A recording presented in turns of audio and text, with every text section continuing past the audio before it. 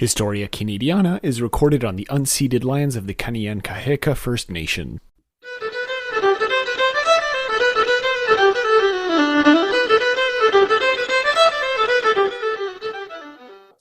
Hello, everyone, and welcome to A Cultural History of Canada. My name is Patrick, and with me, as always, is my co-host, Mackenzie. Yo. Wow, such a stirring entrance right there. Thank you. I believe that sometimes less is more, Patrick. Yeah. You've never clearly met me if you think that less is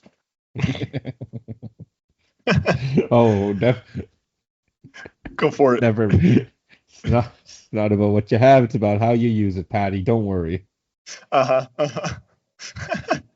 Brevity is the soul of wit. Oscar Wilde? William Shakespeare. Oh shit, you're right. Fake fucking English professor here. Take his degrees away. I haven't taught Shakespeare in a long time. To Been a long time, like to be on point with our theme, send him to the camps. Stop. That's the worst joke I'm gonna make all day. Yep. That is such poor taste. Oh my god. First of all, I'm going to apologize for listeners for two things. I'm going to apologize for that one. For two things. One, sorry for the delay in the episode. I got caught up in the beginning of the semester, and honestly, I forgot. I got caught up in the beginning of the year, and I always forget. Yeah. Second, if you hear noise in the background, it's because my partner decided to make cookies right before we started recording, so that might be a thing. Hey, that's not on you. That's not on her. All right? She can do whatever makes her happy. Yeah. No, I like that she made cookies. That's fantastic. I'm just saying there might be background noise. Mm-hmm. All right. So as you alluded to so poetically prior to the formal start of the episode, and as you can probably tell by the name of the episode, we're talking about internment camps, and specifically in relation Japanese internment camps. And specifically in relation to a 1981 novel by Joy Kogawa called Obasan, which I read when I was at Concordia, and you have no memory of ever reading when you were there, but you may have. I may have. However, just because of the nature of Canadian literature, same as you, we've both read a bunch of other texts about the, I guess, specifically Asian immigrant experience in Canada on the West Coast. Yeah, in the broadest sense, which there are plenty. There are some that I talked about on like solo episodes. The Jade Peony, for example, if listeners have listened to that one. Yeah. Have we talked about Madeline Tien on this show? No, but we should. She's fantastic. She's one of my favorites. She's Vietnamese, isn't she? I'd have to double check. Yeah, I'd have to double check on that one too. I'm pretty sure. There's a lot of Vietnamese Asian writers. Well, she's Canadian. Okay, thank you very much. Yeah, no, of course. I'm not saying that, but anyway, it doesn't I know what you mean. I'm not going to start on this right now. So, at the very least, I am curious. Okay, so Malaysian Chinese father, Hong Kong Chinese mother. Okay, so. And she was born in Vancouver. I knew she was born in Canada, but I wasn't sure of her Asian heritage. Turning Red, another one. We should talk about Turning Red on Pop Canada at some point, actually. That's a good one. I keep forgetting that that's a Canadian-based one. Yeah. In Toronto, unfortunately. Ugh. Yes. The most American city in Canada. Slandering Toronto. To all Torontonians out there, watch your backs. To our Torontonian audience, I make no apologies. I have to admit, I'm going to a conference in the summer, and I'm happy it's not in Toronto this year. It's in Montreal, and I'm like, yeah, that gives me all the satisfaction in the world. You don't have to take a flight. No hotels. Have to take a flight. Incredible. And it's in Montreal. It's downtown at Concordia. It's beautiful. Thank you. Yeah. Anyway, so to talk about something a bit more serious.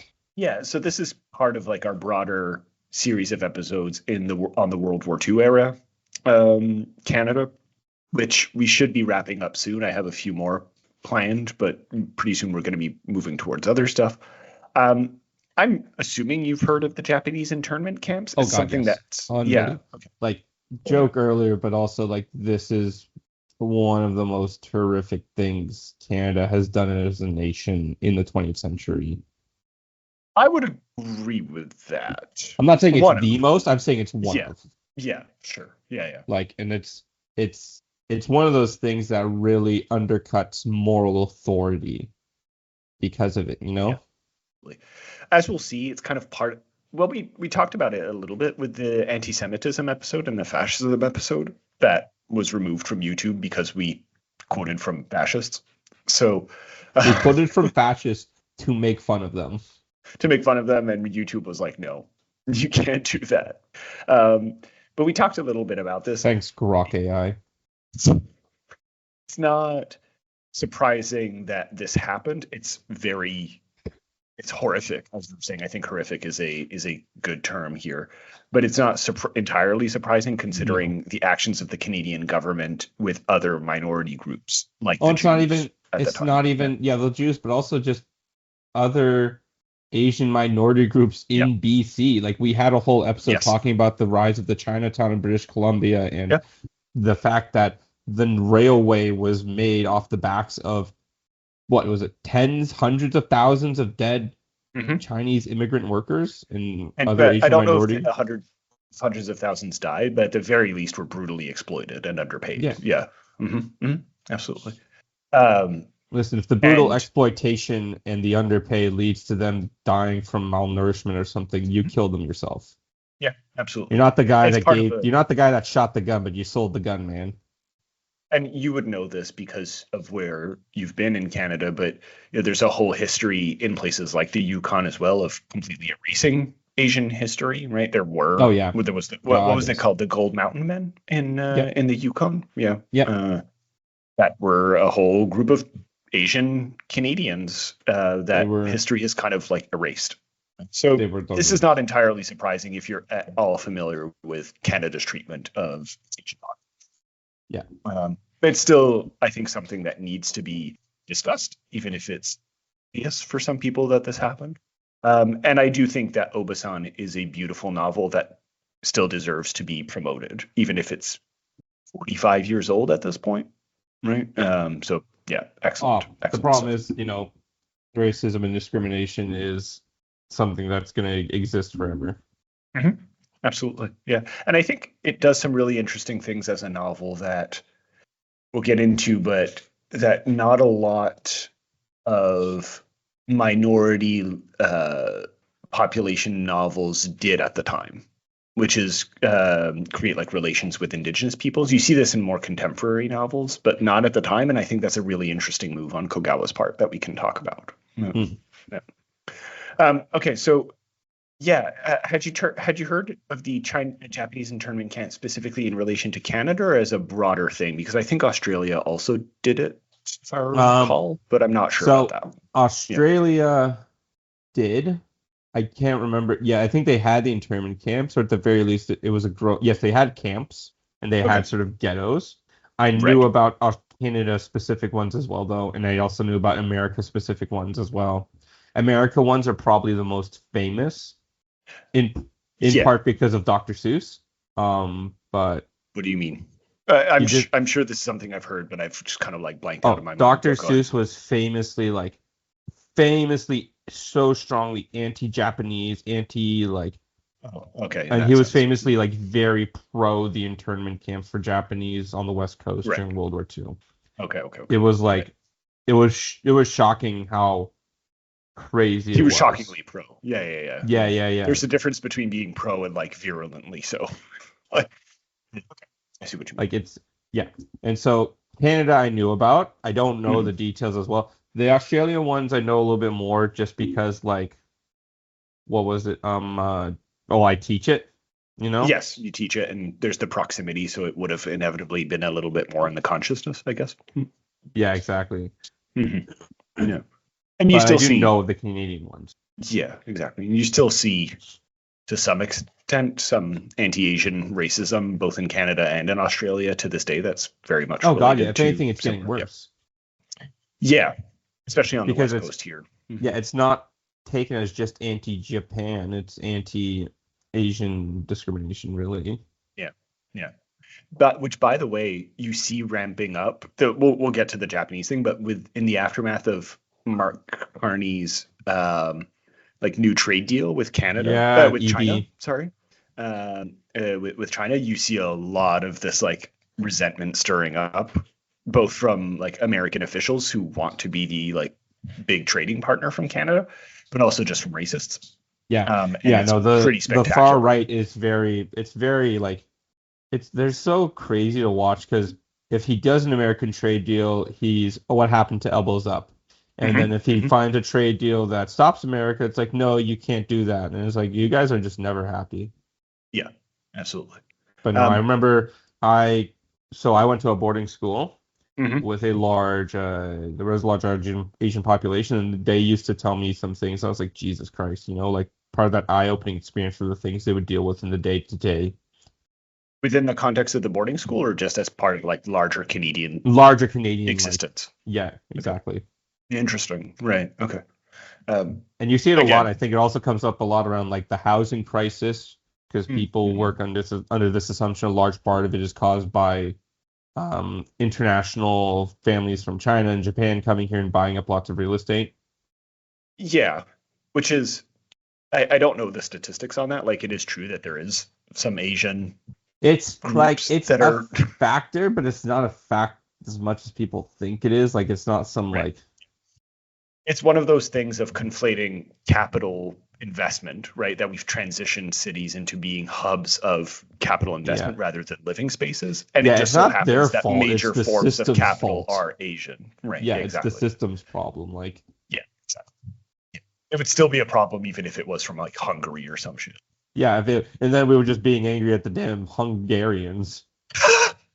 Yeah, go back to like that mode. That would work so well in the first. Really, you gotta throw off your chains, folks. Comrades, rise up. I love that you keep attributing these ideas to me as a joke, but then you say them and you verbalize them. I'm just it's so great. Because I never catch the flack for it. You're because you're the one that actually votes for the Communist Party. Good. Yep. I'm happy that you get the flack for my faults. No. You get the flack from my faults. I don't get flack. It's great. That's why I do it. Oh, yeah. Okay. Yeah. That's fine. I get flack from everyone all the time. All right. So let's actually get into the Japanese internment. Yes. So as you might expect, the way that it escalated in Canada was specifically in the aftermath of Pearl Harbor, right? And the attacks that were launched against Hawaii on December 7th, 1941. Right? There had attacks that weren't a massive hit on civilian lives and didn't actually do as much damage to the military as we thought they did. Right. Yeah. We can get into this, but it's kind of pretty clear now with historical hindsight that it was an excuse to just 100%. Annihilate Japanese populations. Like aren't there memos that have been released since then from the American administration that were like, we just needed an excuse to test the bomb, basically on a minority population. Sort of. Racialized it was like, yeah, they knew an attack. I'm oversimplifying, of course, but yeah, no, there's a lot of evidence that points to like people like FDR and Winston Churchill knowing that there was some kind of attack coming, but we're going to use it as an excuse to get into the war. Yeah, I don't know about like the preemptive stuff that gets into conspiracy theories, but once it did happen, it was just it was used as justification for that. Yeah. Right. No, that's what I meant. Yeah. I don't know about like the preemptive knowledge. Yeah. Regardless, right, as we had mentioned many times before since the beginning of this episode, there had already been notable anti-Asian sentiments in Canada, going back to the earliest settlements of Asian populations here, right? We already by 1941 in Canada had severe limitations on Asian immigration, and 1941 again was just an excuse to ramp up what was already there as racist institutions against Asians, specifically the Japanese. Yes. And so the Canadian government, as part of its broader War Measures Act, declared all people, not just Japanese people who were born, but all people of Japanese heritage to be enemy aliens. Right? Aliens in the broad sense, not obviously like extraterrestrials. and basically uprooted any individual that had any kind of Japanese ancestry that was living within 100 miles of British Columbia's east coast, to inland provinces, right? So they would take them from British Columbia, which was obviously the closest, to Hawaii and Japan, and where there was the most important Asian Canadian population, right? It still is. And yeah, moved them inland, right, to places like in the prairies where you could set off, an atomic bomb and no one would hear it because there's no one there. I'm making a joke, of course. There's plenty of people. Do you actually know how many people were displaced out of this project? Like, do you have a rough estimate of the numbers? Let me guess. More than 23,000 people. Gee, I wonder where you got that number from. Yeah. So for context, that's more people than live in my hometown. Yeah. Well, you gotta love you have to imagine how many people that weren't Japanese that also then got brought into this because they looked like Japanese people. Yeah, I actually didn't look into how they actually decided that. Like, what kind of was it based on? Because I know that a lot of people who were born in Canada to Japanese families were also deported, not deported, but displaced. Yeah. Right. So there had to have been. I'm sure there was some kind of mechanism, like they saw on birth certificates or immigration records, where they came from. But that only means that they came, I guess, from Japan, not that they were, I don't know, like a Chinese person living in Japan who emigrated from. I don't know how that works. I genuinely don't. So you're right. That is a good point. I just think it's interesting. Yeah, exactly. It's interesting to take a look at and ask yourself, like, well, wait a second. Yeah. How would you be able to, like, are you just looking at birth records, or are you just taking anybody that looks different? Yeah, absolutely. Which is, again, before people send in messages saying, well, that would never happen. They did the same thing when they said, like, all Chinese people, there was a limitation on Chinese immigration in the 19th and early 20th century. They used it as an excuse for all Asian people, right? Like the moniker Chinese was not a. Listen, homogenizing cultures is just a thing. Like, we can call them First Nations. There's 100 different tribes out there. Nations, yeah, exactly, yeah. So, but something that people forget, like, obviously the displacement of a large town's worth of people is worthy of discussion on its own. The immediate aftermath of 9/11, and this is something that I didn't know, there was also a lot of action by military, like the Royal Canadian Navy impounded roughly 1,200 Japanese-owned fishing boats. Right. On the recommendation of the RCMP, there were Japanese newspapers, Japanese schools that were all shut down. Right? And most of them actually would never reopen after this massive hit to the economy would happen. Yeah. And then the Japanese would probably get the blame again. I don't, because it was the wartime, so I don't know if people were like thinking of it in those terms necessarily, but you could easily see that pipeline being. I don't know if that's explicitly one that they made, but I wouldn't be shocked. But yeah, so like properties, businesses, just the worst, man. Personal belongings, like all of it was confiscated. Some of it was sold and was never to be seen again by their original owners. So A+ move there, Canadian government. Good job, Canadian government. Yeah. So if you had to guess where Japanese Canadians were held, what would you say? Like what kind of building do you think it would have been held in? Oh God, there's old barns and factory or warehouses that was probably refurbished. Not even refurbished. Yeah. Stuffed them in like cattle. Yeah. Literally they used livestock buildings. Yeah. Why are we so good at turning, like, the second we don't recognize people as human, we treat them like animals? We're too good at it, man. It's really bad. Right. So that's a whole discussion for another time, like on human nature.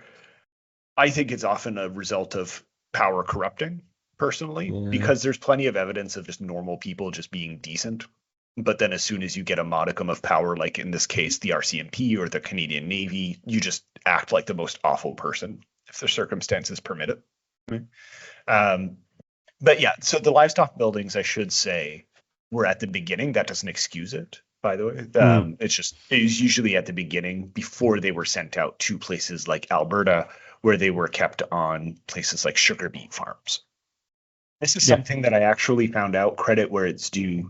There's a great channel that I listen to, a YouTube channel that I listen to called Tasting History.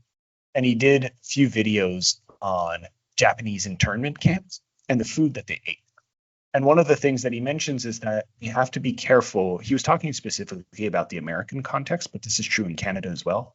Mm-hmm. You have to be careful about also flattening out the conditions that the Japanese were in. Inevitably, it's bad because they were kept against their will. So there is like that baseline badness. But some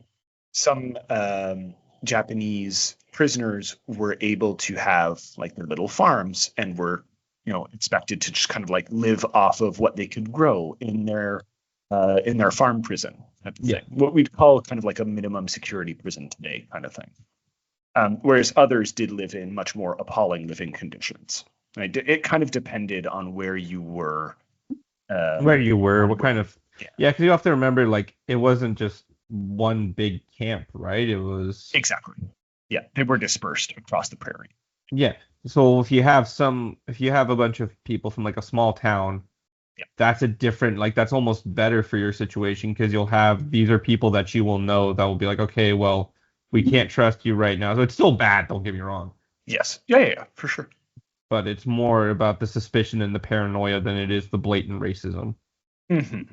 Exactly. And this would also change throughout the years. So when they were first being held in the early 1940s, there was food scarcity and rationing and all of that. And so the Japanese who were interned were not the priority for the Canadian government and their rations, or the American government and their rations. Whereas towards more of the end of the war and immediately after the war, there were some resources that were allocated to these camps.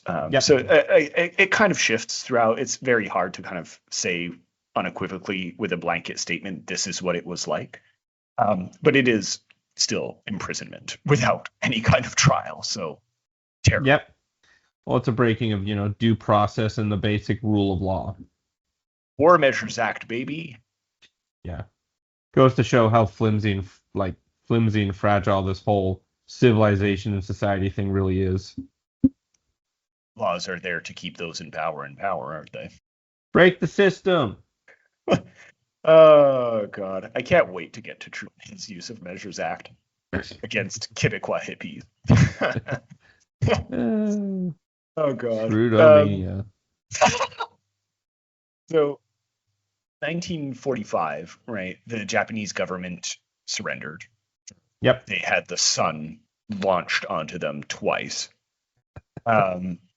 which is a very flippant way of saying they were nuked twice. They had the atom bomb dropped. Yes, right. But the Canadian government didn't quite release the Japanese that they had interned, even though their government presumably had stopped going to war with Japan. And a lot of their prisoners were not actually from Japan. And also Canada was never actually attacked by Japan. But our allies were, so yeah. Big Daddy America. Oh, I love it. But the Canadian government, after the surrender, forced Japanese Canadians that were still living in inland areas of British Columbia to either move east of the Rocky Mountains or be repatriated to Japan, even if they had never been or lived there. Which the east of the Rockies bit is like, it just proves the stupidity of this all. It doesn't change anything if you're east of the Rockies, man. Like, the only see to this, and this is tenuous at best, logic in the context of decision-making process, that you're dispersing the population and therefore they cannot organize against you, quote unquote, in the same way that the suburbs were encouraged in order to disseminate any kind of actual labor action that was fomenting in the cities. Hmm. I don't know. That's the only logic that I can think of. But yes, so that was in 1945. So after the surrender, and still they were being deported. Yeah. Right. Uh, yeah. So and these again these camps were ones where there were no electricity, no running water, right? If you actually resisted internment, you were sent to a prisoner of war camp. So it was Which is even worse way worse. somehow, right? Uh, and usually prisoner of war camps were in Petawawa, right, which is in Ontario, or Camp 101, which is on the north shore of Lake Superior. Right? So Yep. you were sent even further. It's not like you were sent to the next province over, which is already bad. You were sent to the other side of the bloody country if you resisted. Jesus. And yeah, that I don't know. Do you have anything you want to add to that? But that's basically like what was happening there. About the fact, or what about when they came back and it was all done? Uh, Because like you can't recover from that, man. These yeah, people weren't in the best position to begin with. Like they weren't like the most like they were probably living like paycheck to paycheck, carving a life for themselves. they were And so doing it's the not best like they could. Yeah. doing the best, and then they get sent away, and then like by the time you'd let them back, there's probably nothing left. Yeah, exactly. Which is why, so this was in 1945. By 1946, so remember there were about 23,000, or 21 or 23,000, it depends on like the sources, that were displaced and interned. About 4,000 former internees, so a good chunk of them, not a majority, but a good chunk of them, actually chose to leave Canada and go to bombed out Japan after this event. Mm. Right? Which goes to show just like how they felt they were being treated. I don't blame them. If your country of, if your adopted country is putting you in a camp, I would also hesitate in staying there. Yeah. And about half of those who decided to leave were first generation Japanese immigrants. And about 1,300 of them were children from modernists. Yeah. So by 1948, 1949, this is when we finally lifted any kind of restrictions for the Japanese, and they were allowed to return to the West Coast. Were there any actual reparations for this? No. Immediately, no. So yeah, obviously there was little or nothing that remained of their pre-wartime lives, right? And as a result, a lot of them just ended up staying in their new locations, right? Because it was just as easy to remake their life there in Alberta or Ottawa or wherever they were than it was to go back and restart a life there anyway. Yep. So that's kind of how you get a small kind of diasporic spreading of Japanese Canadians within Canada, right? It was kind of a forceful diaspora in a way, rather than just limiting their existence to the coasts, right? Limiting is a poor choice of words here, but you get what I mean, right? Most of them would have been on the coasts anyway. So yeah, and I don't need to tell you that the Canadian government did not apologize immediately. We'll say that. Right. Shocker. Yeah, exactly. Famously, by the way, and we'll come back to the apology. Speaking of Trudeau, do you know what he said in relation to the matter? This Probably was 3 nothing years, good. by the way. This was, by the way, 3 years after the novel that we're talking about today was published. Uh-huh.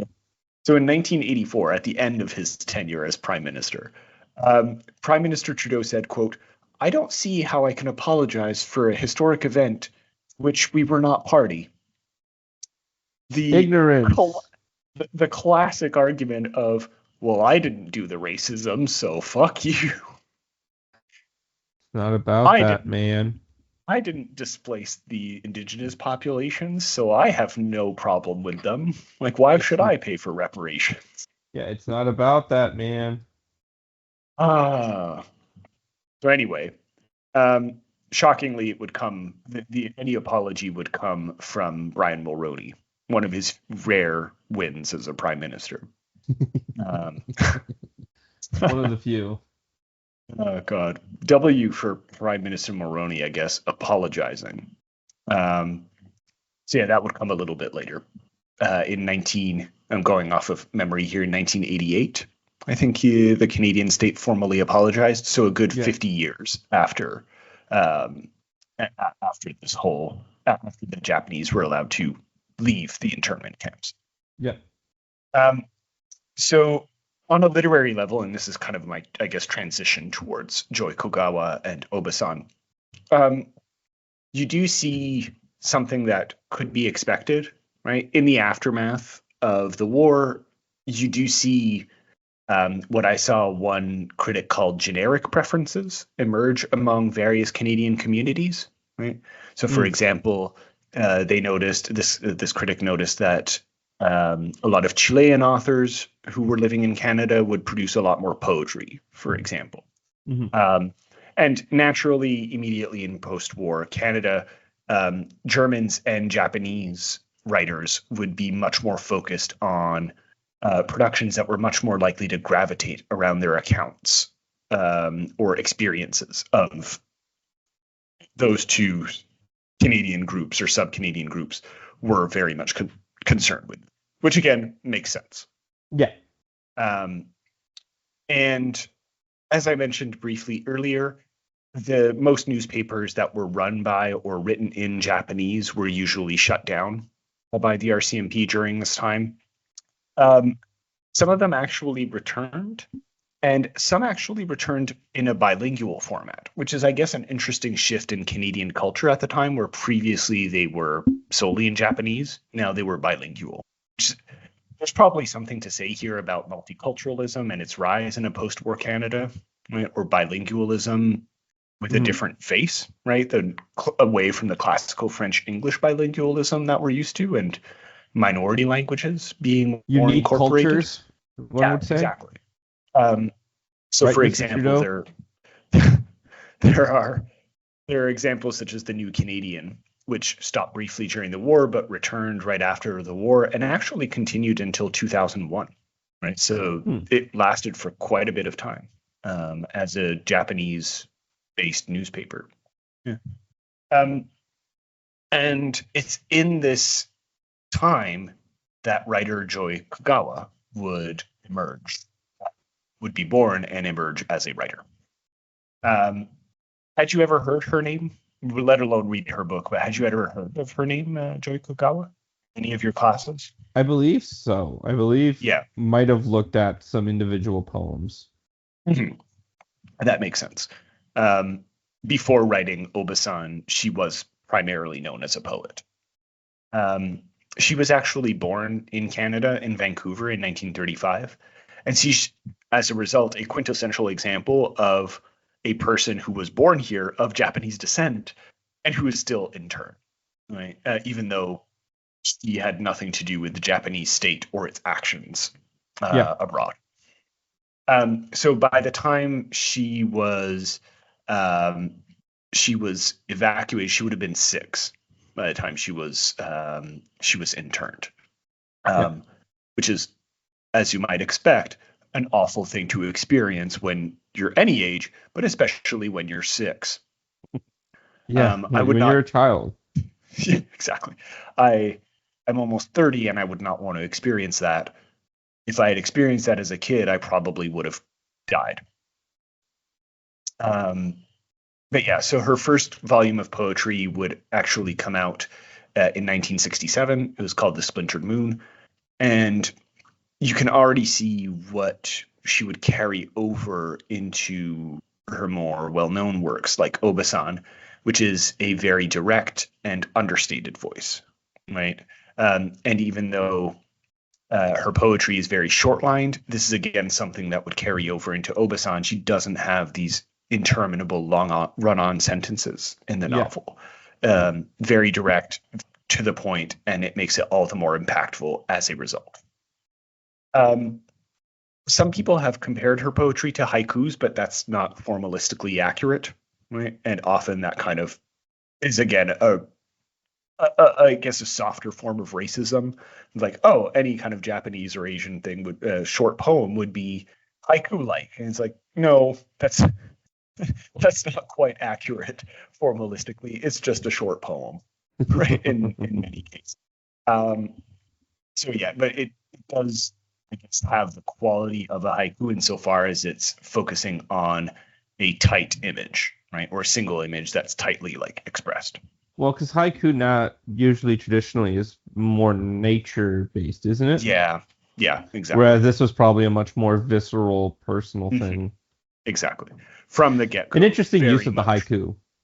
Yeah, it would be. A very, Um, honestly, a very immigrant lensed use of the haiku. that's what I'm saying. It's not technically haiku, but it would kind of feel like that to a lot of people. Evoke the feeling of a haiku. Yeah, yeah, exactly. Um, later in the 70s, she would write the first half of A Choice of Dreams, which is about a visit to Japan. But Love that. I haven't, yeah, I haven't actually read this collection, but from what I've read from critics and people who have talked about it, um, the poems often shift away from any kind of quote unquote Oriental feeling, or like any kind of association with the Japanese, and more toward like a clear, undramatic sense. Um, and any kind of more personal poetry appears more towards the end of the book. Again, that's what I've read about it. Can't say more than that. But yeah, so she would continue to be well recognized for her poetry, but she really kicked off her career where she was recognized on a national scale with Obasan. Yeah. Which is published in 1981. It's immediately recognized as a great text, rightfully so. It was awarded the Books in Canada First Novel Award and the Canadian Authors Association 1982 Book of the Year Award. It was also featured as a book for the Literary Guild Book Club and the Book of the Month Club for Canada. So banger on banger awards for Obasan. You look like you were going to say something. No. Go for it. Sorry, I'm just thinking about something else.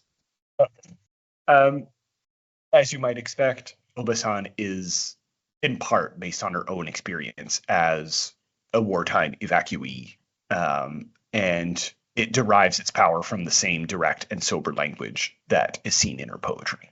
Mm-hmm. But surprisingly, at least again, this is in my reading of it. We're going to read a few passages and you might tell me otherwise. I think it does a really good job of avoiding bitterness or resentment, which I think is a really interesting move on her part. Right? I don't know how you feel about that. I don't think it's my place to like judge whether or not that's a good idea. But it's certainly a move that's worth highlighting. It's not bitter as a text. She doesn't make that come across. Oh, you're saying she isn't bitter? Yeah, she isn't. Yeah, not. She's very well. I think it's a sign of growth and healing on her part. Like that would make sense. Yeah. Because what you're saying is she's very sober. She's very just plain spoken about it, which speaks very much to an idea that like she has recognized this thing that happened to her, and again, as you were sort of saying, you can't it's a real horror of fighting systemic racism in that if you kick up a mess or a fuss, you're labeled in such a way that is bad. Exactly. Even though what happened to you was horrific. Mm-hmm. Yeah. So she can't be bitter because otherwise she loses sympathy and she loses her audience. Right. Yeah.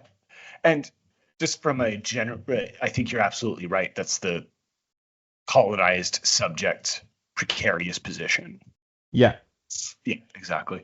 But I think also just more broadly on a just writing level, on a prose level, I think it's very hard to pull off a novel that's constantly bitter, right? And make it work. People don't want that.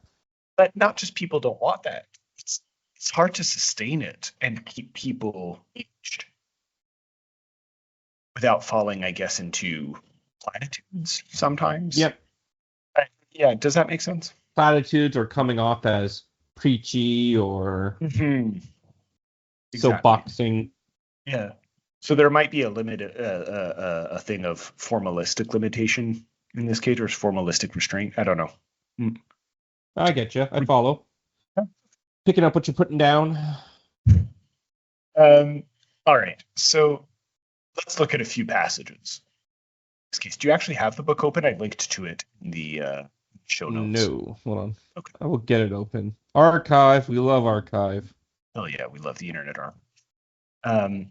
So just while you're opening it up, we talked a little bit about this before hitting record. So for people who don't know, the term Obasan is kind of a more, I guess, jovial or It's auntie, so it means yeah, it auntie. means auntie. Yeah. Mm-hmm. But it can also be used to just address older women that you have a sort of like, in the same way like your aunt, you call somebody auntie, but they're not actually your aunt, you know? Or Yeah, uncle. she's like your mom's best friend or whatever.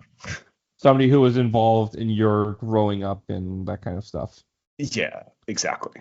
Right. Japanese honorifics are hugely important.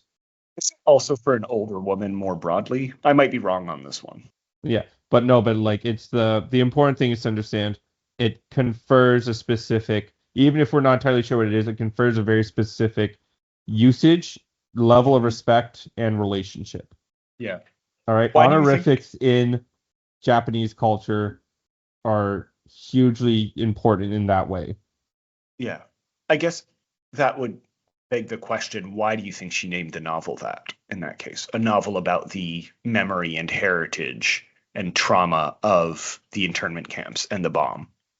Why do you think that would be the title? It probably has something to do with the people who helped get her through the camps and everything.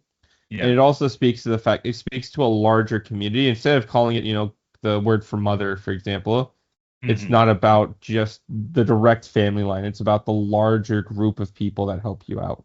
Yeah, absolutely. Especially for her as a woman, probably calling out to all the women that she probably after that camp has a lot of Obasans who were her sort of aunties and older figures that were helping, looking out for her and other children at the time. You see this because there are literal aunts in the novel, right? Yep. Aunt Emily is the most prevalent one. But I think you're right. It points to a larger community of like-minded people or people who can, even if you don't agree with, can be part of like a support network or a memory network. Obasan is aunt, and I think Oji-san is uncle.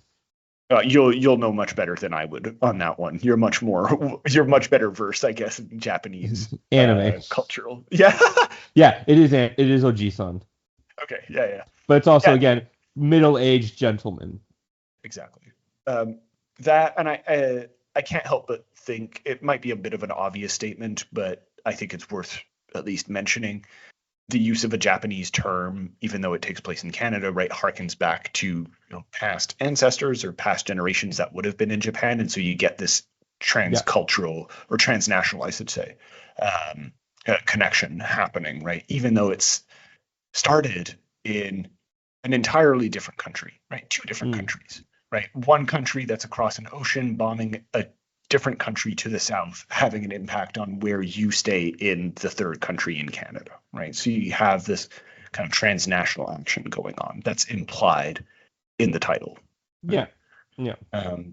Good. Did you have time to open the book at this point? Yep. You got the book open. I figured we could at least read the first page. Okay. Part of the first page. Is that something you want to do? Sure. So when you say the first page, which do you mean? Like the one chapter before 1? Chapter 1. Yeah, okay, just the one before. There's a page that says there is a sign. Yeah. Would you like me to read it? If you want. There is a silence that cannot speak. There is a silence that will not speak. Beneath the grass, the speaking dreams, and beneath the dreams is a sensate scene. The speech that frees comes forth from the amniotic deep. To attend its voice, I can hear it say, is to embrace its absence. But I fail the task. The word is stone.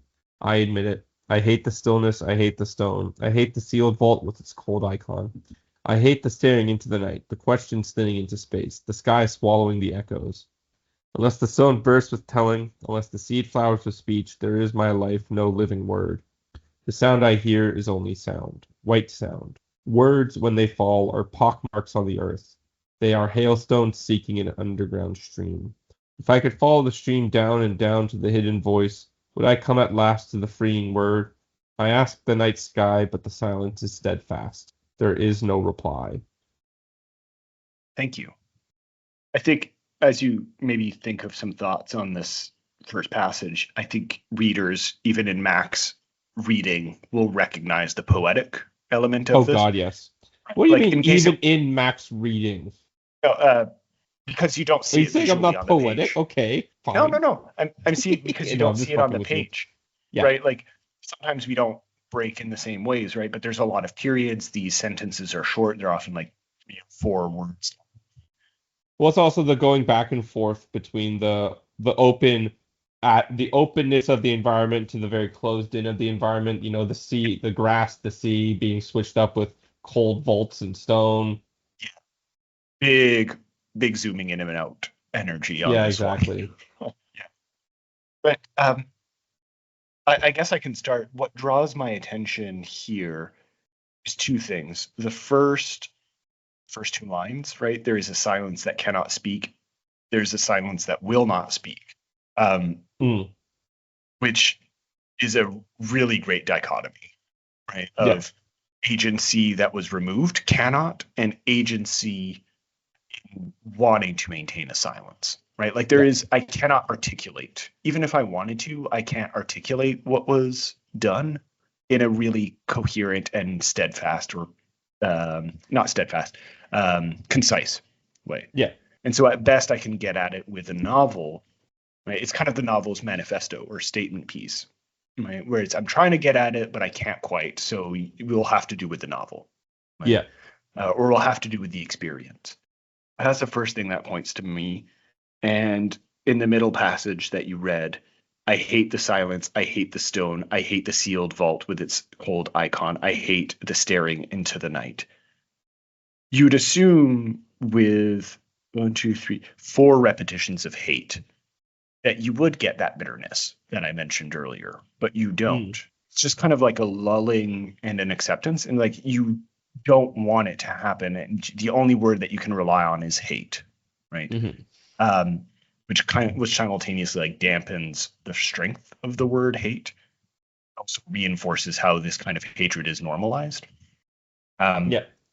that's what comes to mind when I read this. I don't know if you have anything that came out to you or that you wanted to add on this passage, but I think it's a really good start to the novel. No, I think it works. I think it does. It's interesting. It's not an official prologue, but it does sort of. It's almost like an emotional teaser. That it's not about story. It's just about pure feeling, pure raw. Again, speaking to how she didn't technically write haikus, but then it evoked the same imagery and feeling. This is very similar. Mhm. Yeah. I also like the use of the word steadfast, Hmm. right? I ask the night sky, but the silence is steadfast.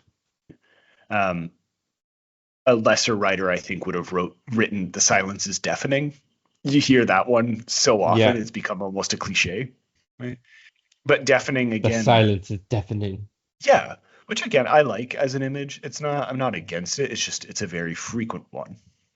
Uh, Steadfast, I don't know what it is about it. It just rings. Maybe you have something that you want to say about that, but it just rings as more impactful to say that a Hmm silence is steadfast, and I'm not quite sure what it is about it.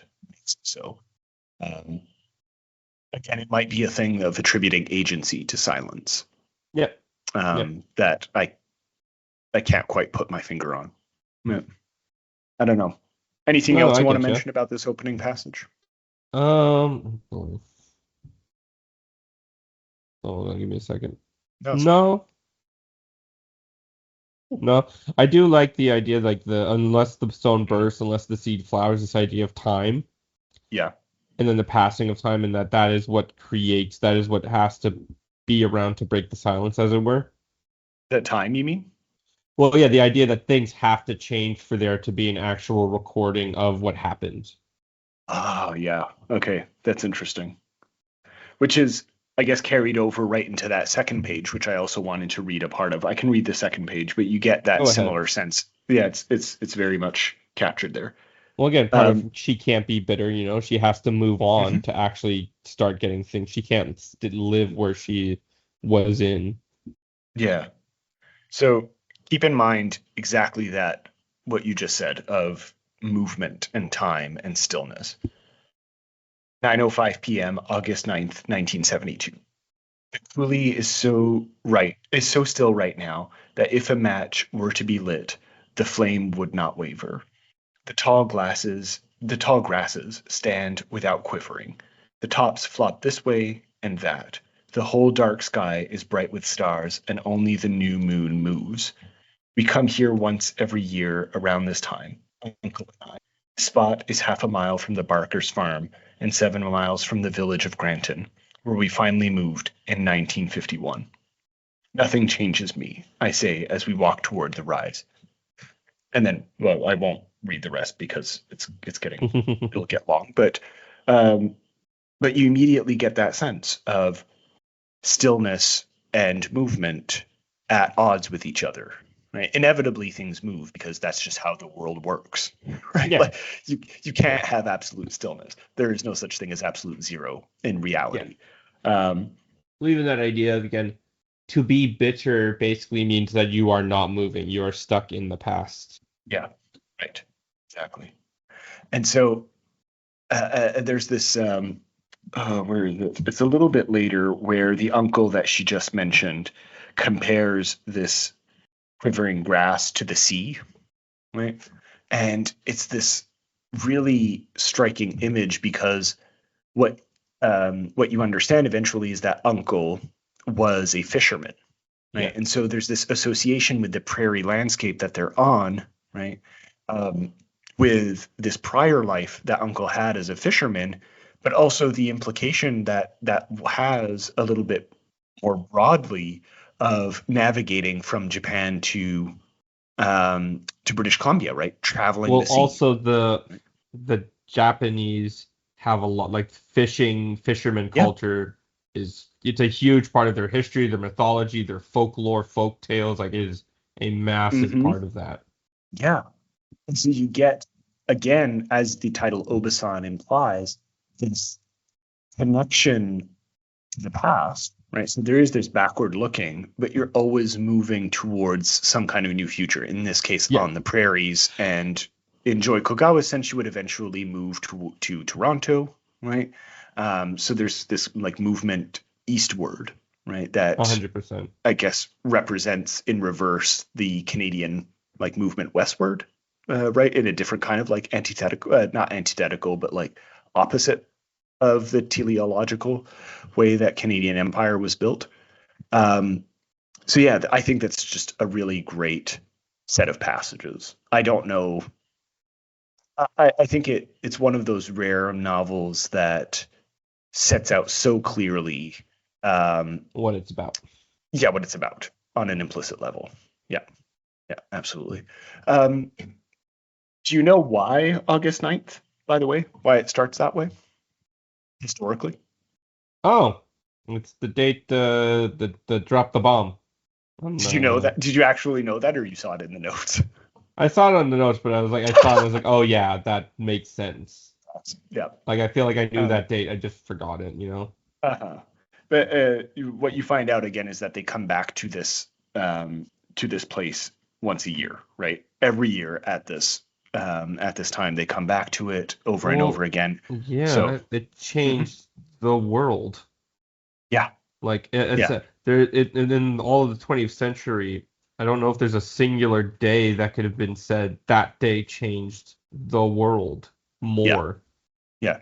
There's a few of those moments. The atomic bomb, I would say, is one of them in the 20th century. The fall of the Soviet Union is the other one, the other major one. Yeah, but I Um, mean more in like that is such a singular day. The fall of yeah, the yeah, yeah, Soviet yeah. Union happened over such a Over long years. like You're period of right. time. Yeah, Yeah, yeah, yeah, yeah. exactly. Yeah. No, It's for it's sure. similar to like 9/11, for example. Like Yes. that Yeah. day specific event.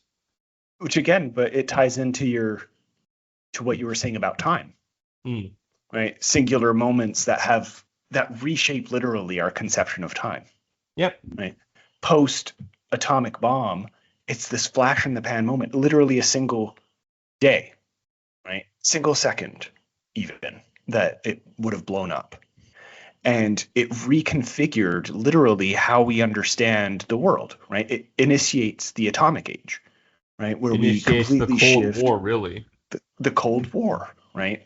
How we understand science, right? Extraction policies, right? All kinds of stuff. These people Math of the theory. novel, yeah, their history, right? Literally the history of the characters, right? So that one moment shifts everything for everyone. It's fascinating to think of that. Yeah. Um, I know I get excited, so No, please no, tell it's me if you good. It's good. let him cook. Yeah, let him cook, man. um, so we've been going for about an hour at this point, and as usual, I cannot give like justice to these novels because they're novels, so we can only talk about them so much. So briefly, flash in the pan, a moment in So time, briefly, Fashion Pan. That's why we do poetry more on the show than anything else. and political Um, cartoons. and political cartoons, naturally. The best kind of art, the highest form of art. I love me cartoons of any form. Yeah, I do. Um, hold on. There's two last passages that I want to bring up. Um, so in that same passage, like a couple pages later, what's yeah, Indian buffalo jump. So it's on. I noted it on page 4 here.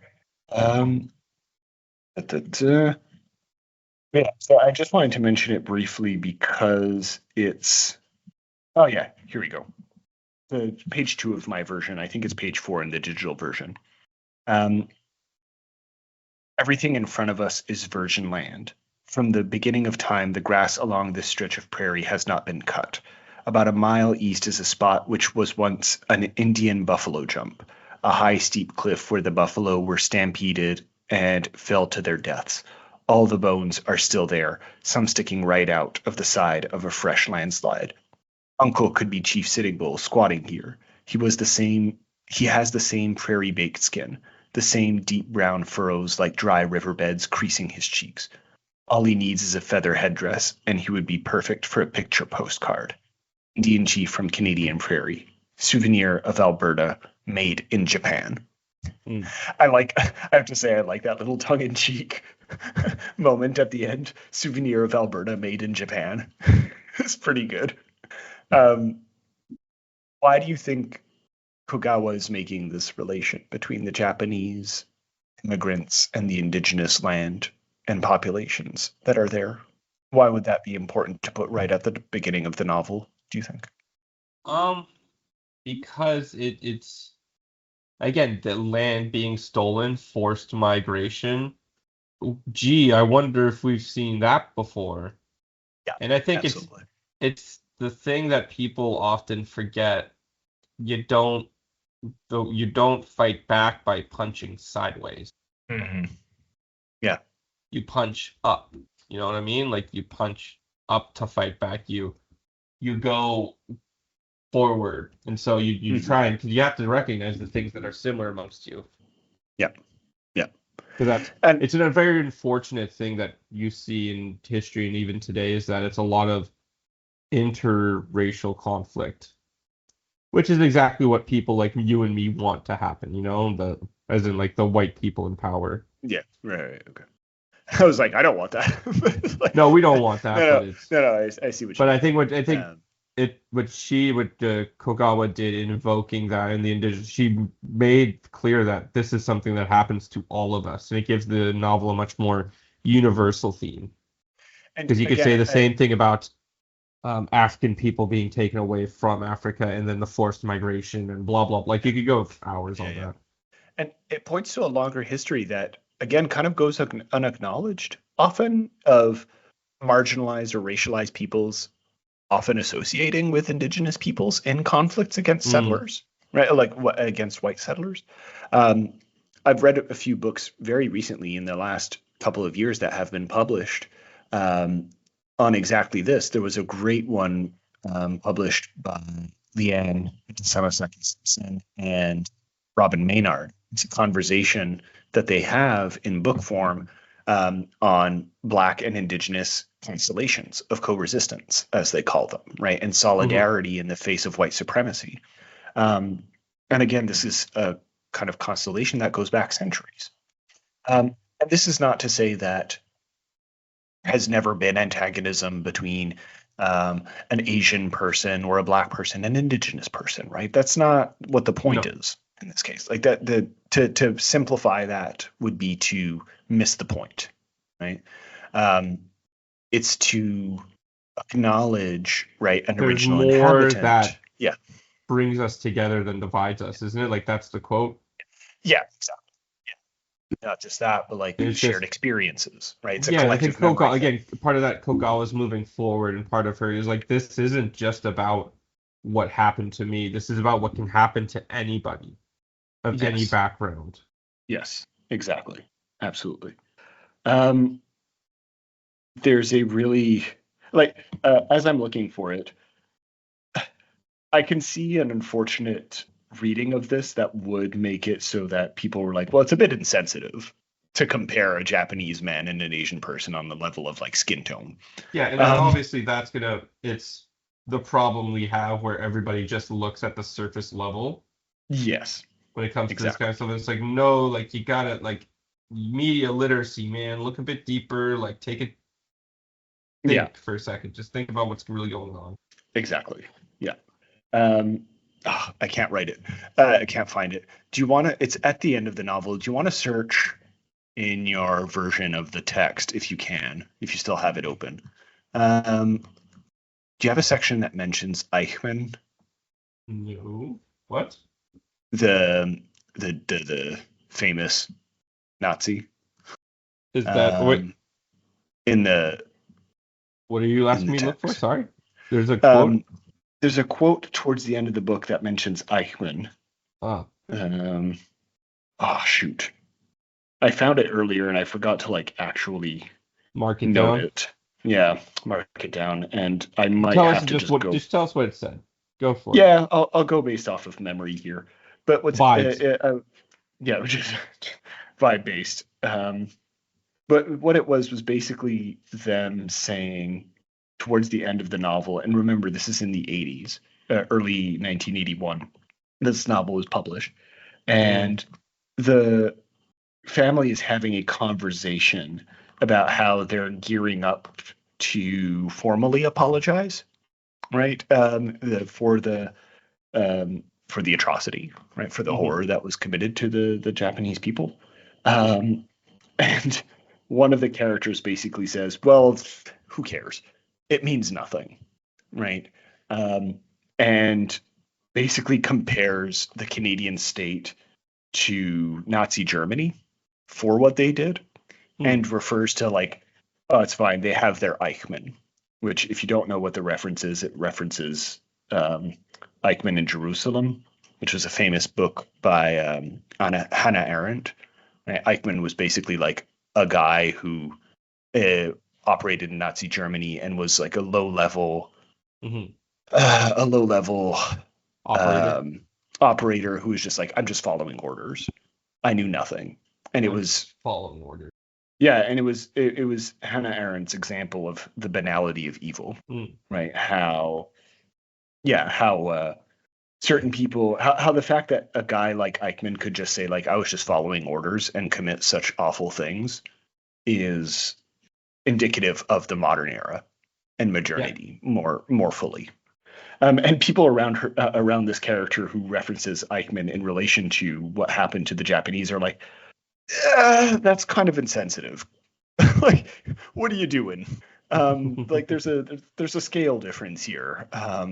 And the point is, of course, that it's the same logic animating these two things, even if one was obviously on a completely different scale than the other.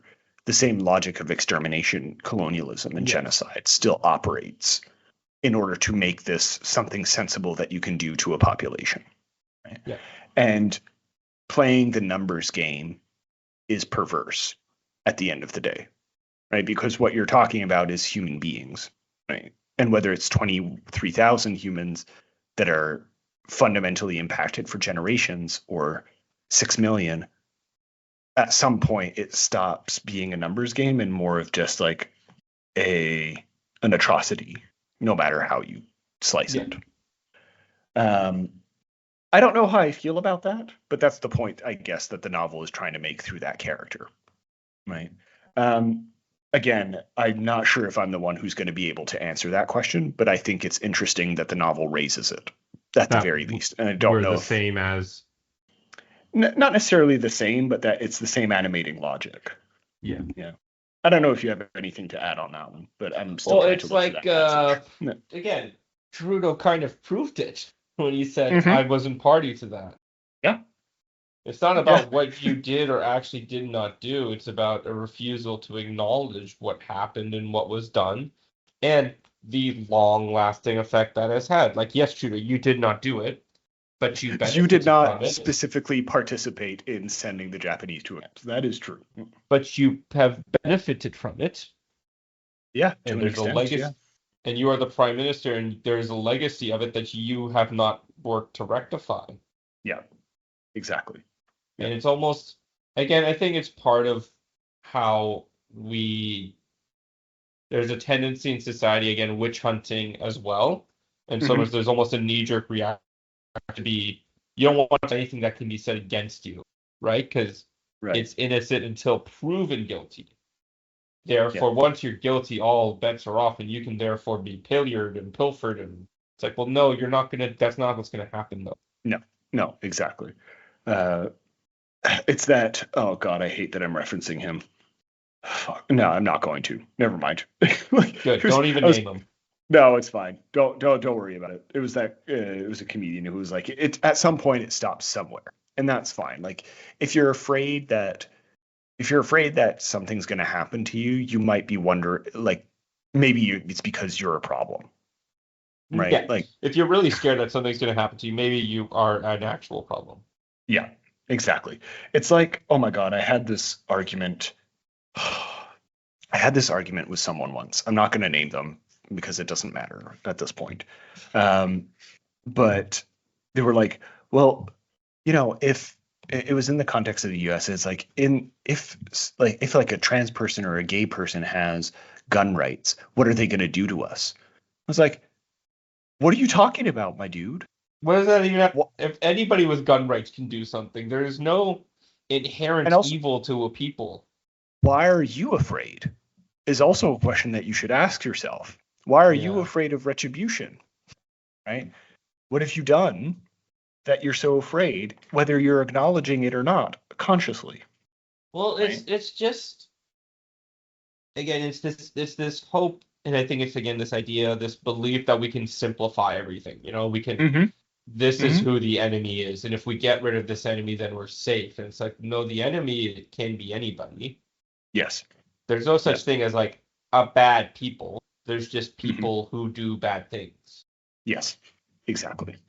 I'm sure we can both think of times we were people that me and you have done bad things. Oh, sure. Again, that's just part of the human condition at the end. Yeah, and that doesn't make us bad people. No, exactly. All right, I'm not going to find this stupid passage that I clearly just happened to chance upon the first time I opened the book.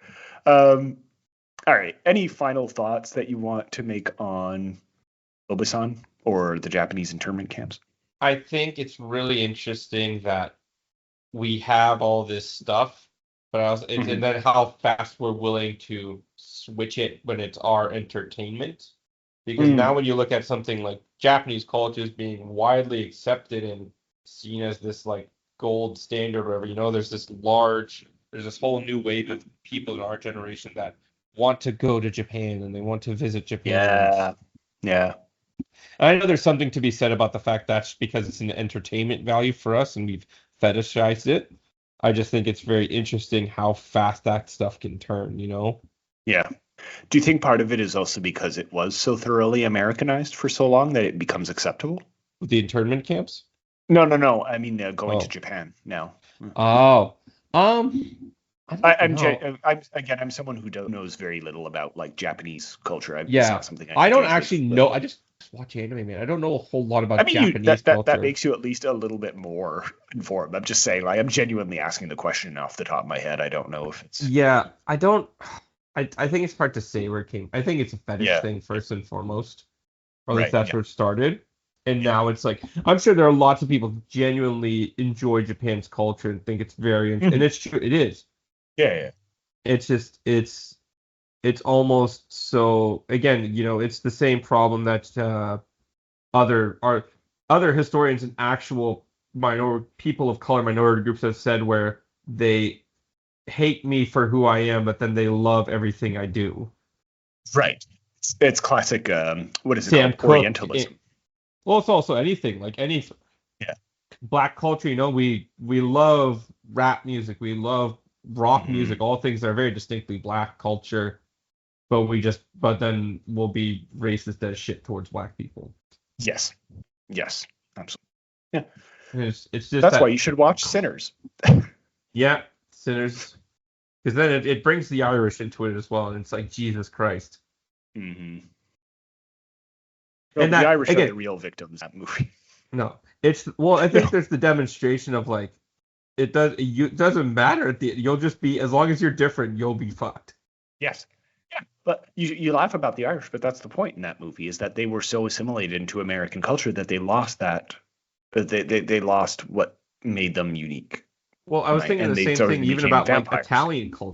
Yeah. Italian culture Uh-huh. in post-war America. Like it was. Yeah. Yeah.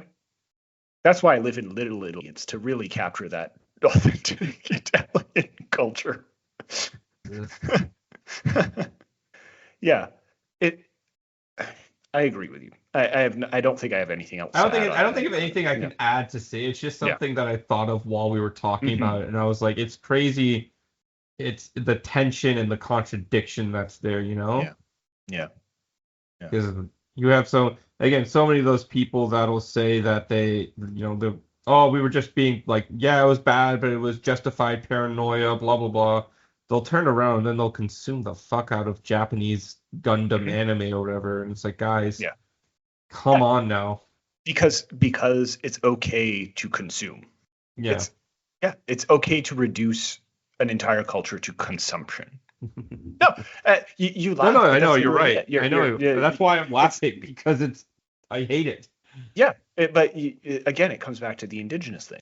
Indigenous rights only go so far. We like when they do their dances and ceremonies, right? That We we like can when we get to film. include ourselves in those ceremonies for photo ops, Yeah, yeah, but but God forbid they want to do it on their own traditional land and not in the little meeting rec hall we've set up for them.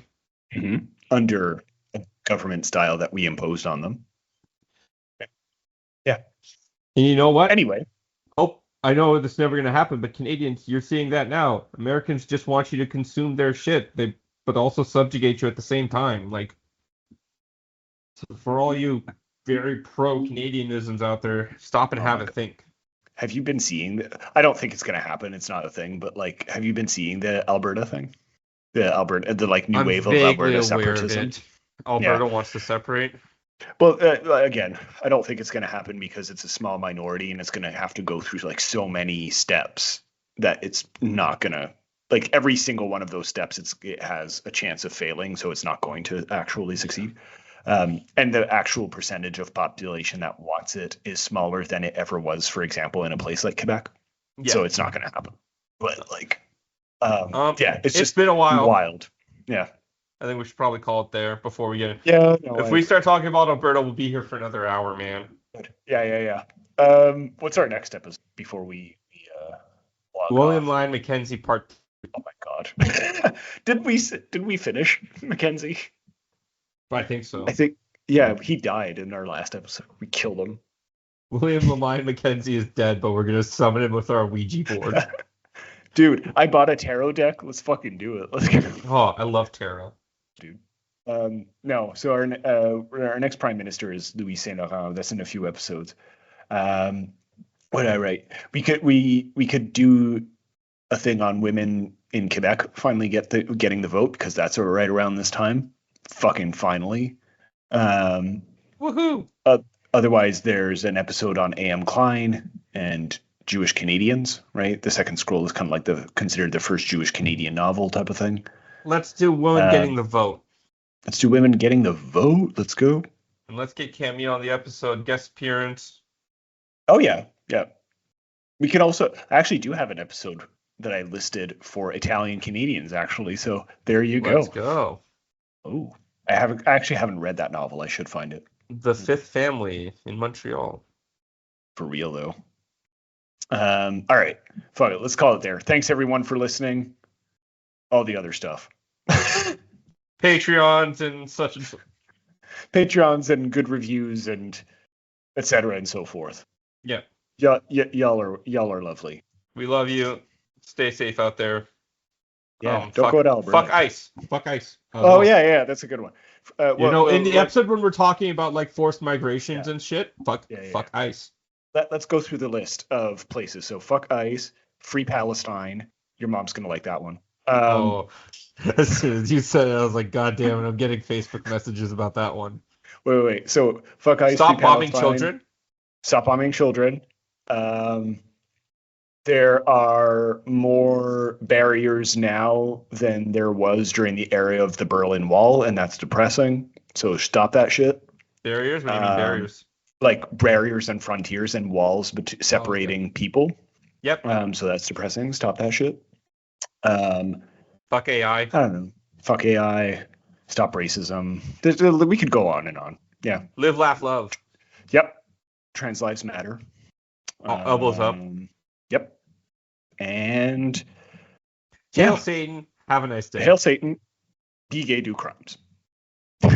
Stay in drugs. Don't do school. I'm out. I'm tapping out. Indigenous lives matter. Let's go.